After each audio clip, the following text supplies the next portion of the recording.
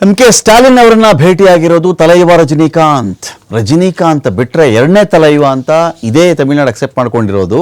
ಹೇಳ್ತಾ ಇದ್ದದ್ದು ವಿಜಯ್ ಬಗ್ಗೆ. ಇದೀಗ ತಲೈವ ರಜನಿಕಾಂತ್ ಇಂಥ ಸಂದರ್ಭದಲ್ಲಿ ಸ್ಟಾಲಿನ್ರನ್ನ ಯಾಕೆ ಭೇಟಿಯಾಗಿದ್ದಾರೆ? ಬಹಳ ಕುತೂಹಲ ಇದು. ಸ್ಟಾಲಿನ್ಗೆ ಒಂದು ಸಾಂತ್ವನ ಹೇಳ್ತಾ ಇದ್ದಾರಾ? ರಾಜಕೀಯದ ವಿಚಾರ ಇದೆಯಾ ಇದರಲ್ಲಿ? ಸ್ಟಾಲಿನ್ ಅಧಿಕಾರವನ್ನು ಕಳೆದುಕೊಂಡಿದ್ದಾರೆ, ಅವರಿಗೆ ಬಹುಮತ ಇಲ್ಲ, ಇನ್ನೊಮ್ಮೆ ಸರ್ಕಾರ ಮಾಡೋಕ್ಕಾಗಲ್ಲ ಅಂತ ಇಲ್ಲಿವರೆಗೂ ಇರತಕ್ಕಂಥ ನಂಬಿಕೆ. ಬಿಡಿ, ಶಾಸಕರು ಹೇಗೆ ಹೊಂದಿಸ್ತಾರೆ ಅದು ಬೇರೆ ವಿಚಾರ. ಈಗ ರಜನಿಕಾಂತ್ ಯಾಕೆ ಭೇಟಿ ಮಾಡಿದ್ರು? ಮಾತುಕತೆ ಅಂತ ನಡೆಸಿದ್ದಾರೆ.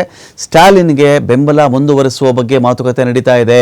ತಮಿಳುನಾಡಲ್ಲಿ TVK ಒಂದು ಕಡೆ ಭರ್ಜರಿ ಗೆಲುವನ್ನು ಕಂಡಿರಬಹುದು. ಭಾರಿ ಕುತೂಹಲ ಕೆರಳಿಸ್ತಾ ಇದೆ ರಜನಿಕಾಂತ್ ಅವರ ನಡೆ. ಸಾಂತ್ವನದ ರೂಪದಲ್ಲಿ ಇದೆಯಾ ಇದು? ಮಾತುಕತೆ ರೂಪದಲ್ಲಿ ಇದೆಯಾ? ಬೇರೆ ಯೋಜನೆ ಇದೆಯಾ? ಇದು ಯಾವುದೋ ಅಲ್ವಾ ಗೊತ್ತಿಲ್ಲ. ರಜನಿಕಾಂತ್ ಭೇಟಿಯಂತೂ ತಮಿಳುನಾಡಿನ ರಾಜಕಾರಣದ ಇವತ್ತಿನ ಸ್ಥಿತಿಗತಿ ನೋಡಿದಾಗ ಕುತೂಹಲ ಕೇಳಿಸ್ತಿರೋದು ನಿಜ.